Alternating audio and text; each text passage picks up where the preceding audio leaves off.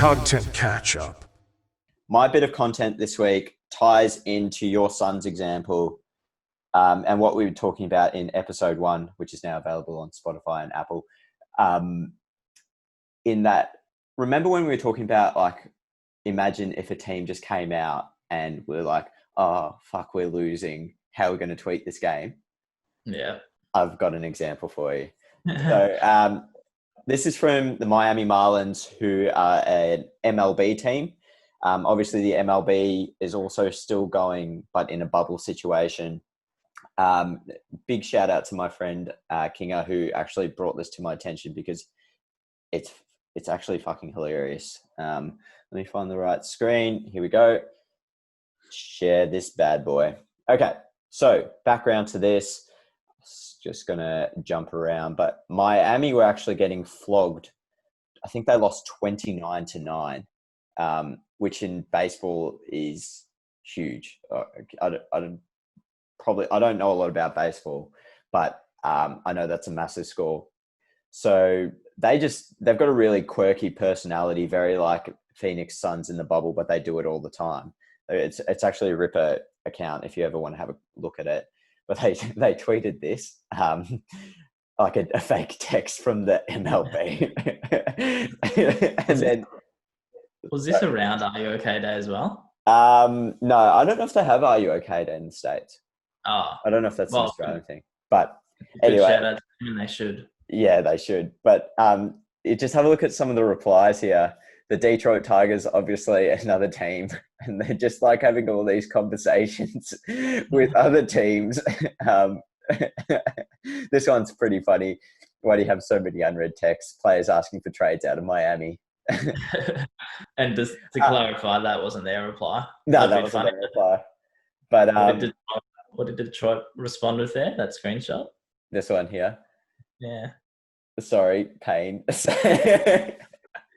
There was that one, and then they used the the little Miami Marlin mascot, put him in the crowd, and put this like really shit caption. I reckon like you've got to be quite like you've got to have the ability to disconnect from your team to do this sort of stuff, because there'd be a few people behind the accounts that would struggle to find the humor in it, like especially if these guys it was self-inflicted. Absolutely.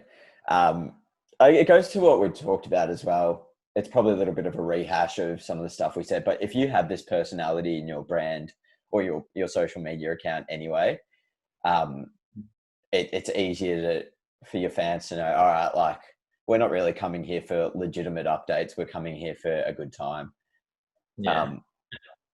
But it ties in because I think with the Suns, they were winning all the time. And then we were saying, what would happen if it loses? This is the last little one, and then I'll throw to you for your thoughts. But this is how they tweeted the final score. I don't know what movie this is from, but I'm guessing it's from something. So go through them.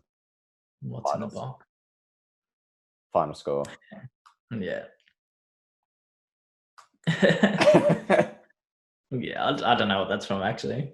That's good. That's good though. It goes to like, I mean, especially now, sport's just sport. Like, if it's just a result of a game, then it's good that they can just make a joke out of it rather than harping on about it. And then angry fan here, and how they've dealt with it. I'm just going to read it out so they can hear it. Angry fan, that seals the deal. I'm no longer a Marlins fan. This team is a pure and utter embarrassment to the city of Miami. I officially will not be renewing my plan next season, nor will I watch on TV ever again. I'm going to the Reds where they know how to run a baseball team. Stop copy pasting us. Copy pasta. Because, like, rather than just be like, oh, sorry, you feel that way, or ignoring it, they've just gone back to them and been like, that's what we said. We don't want to follow this team either. Yeah.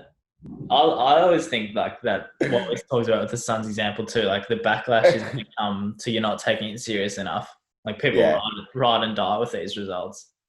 They do. You're right. Like in a year like this year, if you can't see the fun in some stuff, and this is again what we're going to talk about, where like you've got to separate the social media person from the actual performance of Yeah. the team. It's not like old mate who's tweeting this game is out there slugging balls or Yeah. like pitching or like catching balls in the outfield either. They're just writing That's what tweets. I've never understood. Why? What do people get out of saying something to the person behind the count? Like, they might be a bit silly or eggs, if you will, but then you got to know that the person behind the field is not the star of the team out there. Like, what's that going to achieve? I just like, not to get too heavy, but this comes a lot to like, I don't know, like looking after the mental health of like people who are behind these accounts as well. And it does get a bit heavy sometimes. You're reading through all these shit comments and you're like, well, I'm just here doing my job. We talked about it in my egg of the week last week, but it's shit sometimes. Like, people are just keyboard warriors and it's just not a great time. It's shit, but it's almost like a skill you've got to have as part of the manager of social media, the person behind the account. Like, there's things that's going to happen, so it's going to have to be a skill or something that you learn to do to just find a way to not take it personally, because it's not. Everyone knows it's not personal. It's just that people love sports too much. I think they just get way too into it. Absolutely. Which is where I think, like this Miami example, they've separated themselves so far that they've got that persona of they don't care. Like, they'll celebrate a win, but a loss is a loss.